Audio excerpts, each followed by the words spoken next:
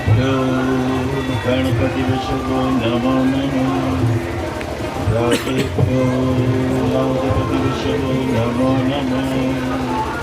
ऋषिभ्यो विषपतिविषभो नमो नमः।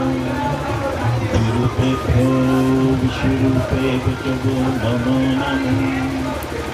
ओम गणपतये नमः।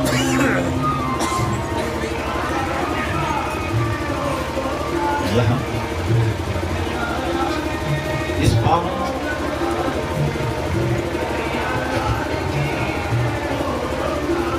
प्रयागराज के आध्यात्मिक तेज की पुनीत वेला में मेरे पास परम आदरणीय वंदनीय तपोनिष्ठ शंकराचार्य जी और निरंजन स्वामी जी और उसके अलावा अन्य सभी आदरित उनके तब को नमन करता हुआ और आप सभी उपस्थित भाई बहनों और संतों के तब को प्रणाम करता हुआ मेरे लिए सौभाग्य का विषय है कि आज इतने महान तपस्वियों के बीच में ज्योतिष के माध्यम से मुझे कुछ कहने का आपने एक सौभाग्य दिया। आपके श्री चरणों में प्रणाम करता हुआ, ज्योतिष वेद का अंग है, छठा अंग है। वेदस्य निर्मल चक्षुः, वेद का निर्मल नेत्र है। लेकिन ज्योतिष छठे अंग को जानने से पहले अन्य 5 अंगों का ज्ञान बहुत जरूरी है। आपको शिक्षा आनी ही चाहिए। आपके पास निरुक्त का ज्ञान होना चाहिए। भाषा क्या सिखाती है यह भी जानना चाहिए। छंदों के माध्यम से कैसे वेद मंत्रों को कहा जाता है और वेद मंत्रों के देवता किस प्रकार मंत्रों के भीतर चैतन्यमय रूप धारण करके भक्तों की मनोकामना पूर्ण करते हैं, ये भी मालूम होना चाहिए। और व्याकरण के बिना मंत्रों को तुम सही सही बोलोगे कैसे?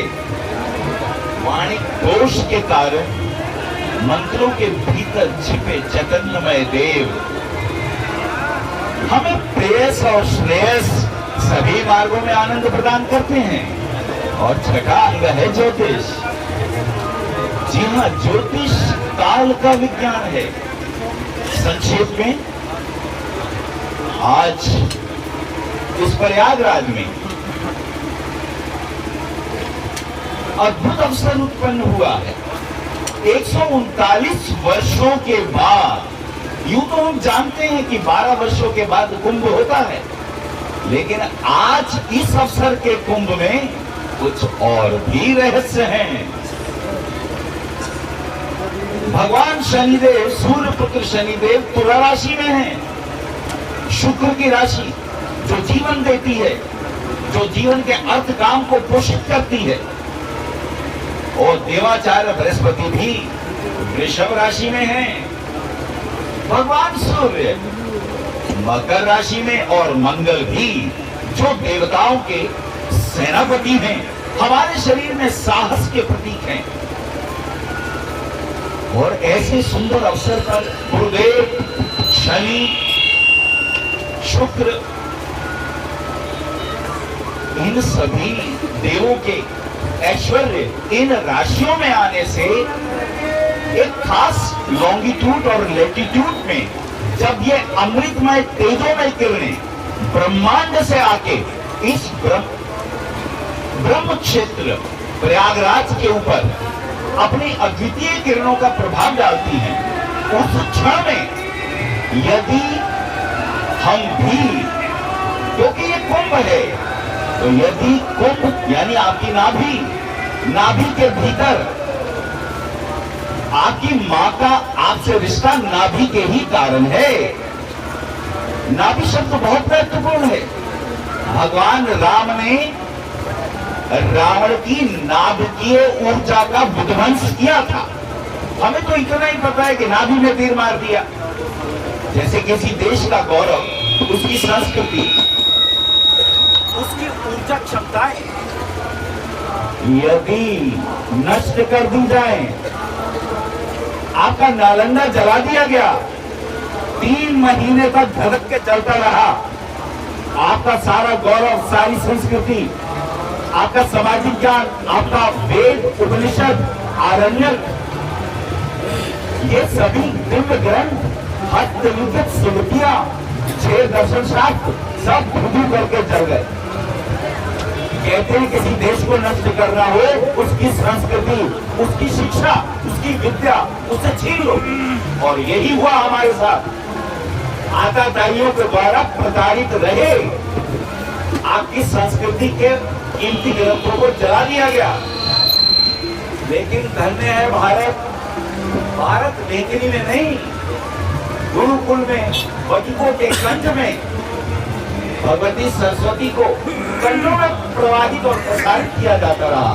आज बचा हुआ है वो इन संतों के कारण, शंकराचार्य जी के कारण और हमारे महामंडलेश्वरों के कारण।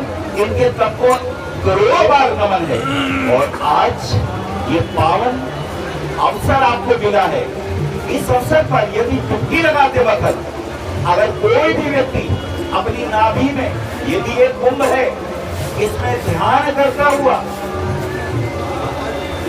अगर कुछ भी ना करे, वो अगर ओम नमो भगवते वासुदेवाय भगवान श्री कृष्ण का ध्यान करते हुए, नाभि मंडल में ध्यान करते हुए, क्योंकि यही आपके पास ईड़ा, पिंगला और सुषुम्ना तीनों नाड़ियां मूलाधार से प्रारंभ होकर और आपके आज्ञा चक्र के बीच में से और सहस्त्र तक इनका विशिष्ट प्रभाव होता है। जब आप यहाँ ध्यान करते हुए कुंभ में, कुंभक एक होता पूरक, एक होता रेचक, आप प्राणायाम करते हुए कुंभक में श्वास रोक करके ओम का ध्यान त्रिपुटी के मध्य में करते हुए यदि 3 डुबकियां लगा लेंगे, तो जैसे अभी हमारे आदरणीय सपोनिष्ठ ने कहा कि प्रयागराज में स्नान करने से कई हजार तीर्थों का फल प्राप्त होता है। और भगवान शिव कहते हैं पार्वती को, यदि इस प्रकार से कोई डुबकी लगाता है तो उसके अनंत जन्मों तक मैं उसका ऋणी हो जाता हूँ और उसको अनंत पुण्य प्रदान करता हूँ। मैं वाणी को विराम देने से पहले एक बार फिर सभी संतों के चरणों में उनके सब को नमन करता हुआ और आप लोगों को आशीर्वाद देता हुआ और बड़े संतों से आशीर्वाद लेता हुआ, ये बड़ा भाग्यशाली अवसर है जिसमें आप सब यहाँ उपस्थित हैं। और जितने लोग यहाँ उपस्थित हैं उनकी जो भी मनोकामना होगी वो निश्चित रूप से इतने संत देश के आगे अवश्य पूर्ण होगी। हरि बोल।